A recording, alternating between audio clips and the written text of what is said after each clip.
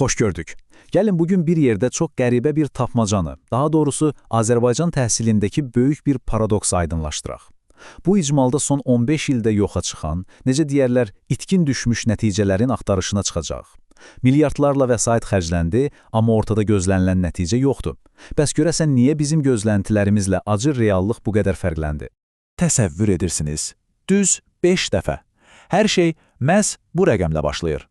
Son 15 ildə təhsilə ayrılan büdcəmiz nə az, nə çox tam 5 dəfə artırılıb. Yəni, arda-arda yeni məktəblər tikildi, universitet kampuslarımız təmir olundu, adları qulağa çox xoş gələn rəqəmsallaşma proqramları elan edildi. Kağız üzərində baxanda hər şey əla görünür, elə deyilmi? Elə bilərsən, sistem tam sürətlə irəliyə doğru uçur. Amma baxın, elə əsas məsələ də budur. Bizi düşündürən, hətta deyərdim, biraz da məyus edən böyük bir sual var. Büdcə bu qədər şişdiyi halda təhsilin real keyfiyyəti niyə artmadı? Niyə yerimizdə saydıq, hətta bəzi sahələrdə gerilədik? Axı bu boyda vəsait hara, necə xərcləndi? Bu, sadəcə nəsə düz getmədi deyiləcək bir şey deyil, dostlar. Bu, ciddi bir sistem probleminin siqnalıdır. Gəlin bu paradoksun, yəni nəhəng büdcəyə rəğmən niyə belə zəif nəticə aldığımızın daxili səbəblərinə dərindən baxaq. Çox sadə, amma bir o qədər də sərt bir həqiqət var. Təhsil təkcə pulla inkişaf etmir. Bilirsiniz, bu nəyə bənzəyir? Dibi deşik bir qaba nə qədər su tökürsünüz tökün, o heç vaxt dolmayacaq. Əgər idarə etmə zəifdirsə, administrasiya səriştəsizdirsə, inanın mənə, o sistem ən böyük büdcələrin belə potensialını məhv edəcək. Problem ayrılan maliyyədə yox, idarə etmə fəlsəfəsinin tamamilə yanlış olmasındadır. Bəs biz harada səhv etdik? Növbəti məqam əslində sistemin prioritetlərinin illərlə necə yanlış olduğunu tam çılpaqlığı ilə ortaya qoyur. Baxın, uzun illər ərzində bizdə inkişaf deyəndə ağla yalnız beton və dəmir gəlib. Yeni binalar tikildi, lentalar kəsildi, müasir avadanlıqlar alındı. Halbuki əsl inkişaf meyarı bu deyil axı. Əsl təhsil insan kapitalıdır. Müəllimin səviyyəsidir, uşağın analitik düşünə bilməsidir. Biz isə nədənsə elə bildik ki, təzə rəngli divarlar avtomatik olaraq tənqidi düşünən yeni beyinlər yaradacaq, amma təəssüf ki, həyat belə işləmir. Siz zəif insan kapitalının savadsız kadrların üzərində güclü bir təhsil sistemi qura bilməzsiniz. Qətiyyən, ən son model ağıllı lövhələrlə dolu o möhtəşəm sinif otağına əgər zəif bir müəllim daxil olursa, günün sonunda alacağımız nəticə yenə də zəif olacaq. Binanın arxitekturasının və pəncərələrin genişliyinin uşağın təhsilinə zərrə qədər də aidiyyəti yoxdur. Elə isə, gəlin problemin əsl kökünə, yəni işin necə təqlid edildiyinə və bu dərin idarə etmə böhranına nəzər salaq. Budur, qarşımızda çox təhlükəli bir anlayış var. İmitasiya idarəçiliyi.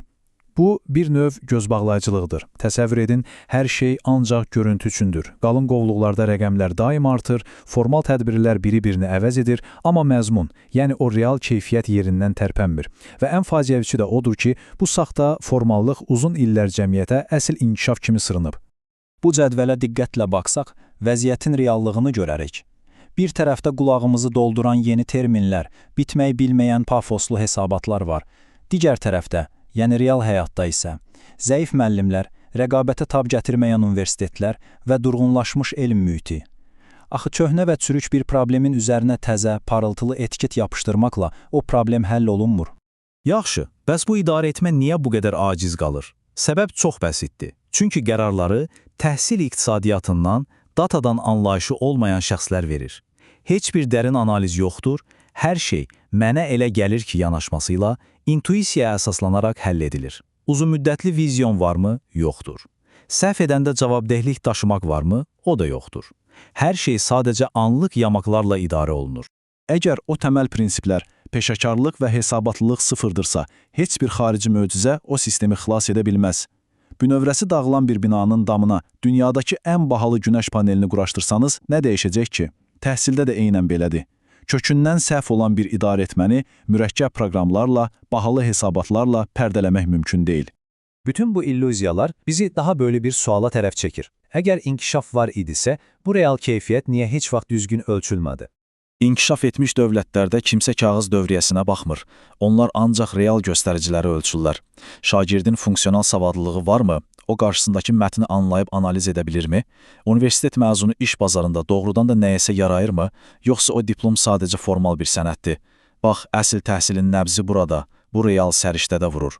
Amma çox heyif ki, biz illər boyu bu real göstəriciləri ölçməkdən, güzgüyə baxmaqdan yayınmışıq. Öz real vəziyyətini, xəstəliyini bilməyən sistem təbii ki, inkişaf edə bilməz. Bu, sözün əsl mənasında dumanlı havada, radar olmadan kör-körənə təyyarə sürməyə bənzəyir. Hardasan, hara uçursan, düz gedirsənmi, kimsə bilmir.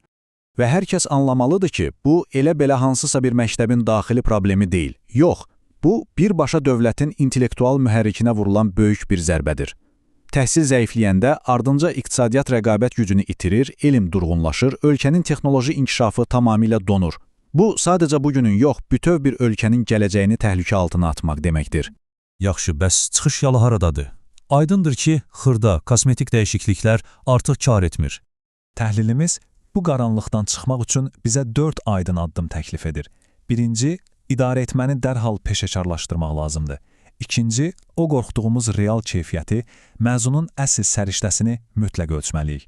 Üçüncü, müəllim peşəsi və ümumilikdə insan kapitalı tam prioritet olmalıdır. Və dördüncü, kağız qoğuzdan uzaqlaşıb, süni intellektə və real dataya əsaslanan analitik idarəetməyə keçid etməliyik. Bütün bu fikirlər bizi son 15 ilin yekun dərsinə və fəlsəfəmizi tamamilə dəyişməli olduğumuz nöqtəyə gətirib çıxarır. Baxın, almalı olduğumuz dərs çox sərt və aydındır. Kadr siyasəti bərbaddırsa, keyfiyyət ölçülmürsə və heç kim heç nəyə cavabdeh deyilsə, siz milyardları göyə sovurmaqla o sistemi xilas edə bilməzsiniz. Bizə pulları udan mexanizm yox, sözün əsl mənasında düzgün idarə olunan və düşünən bir sistem lazımdır.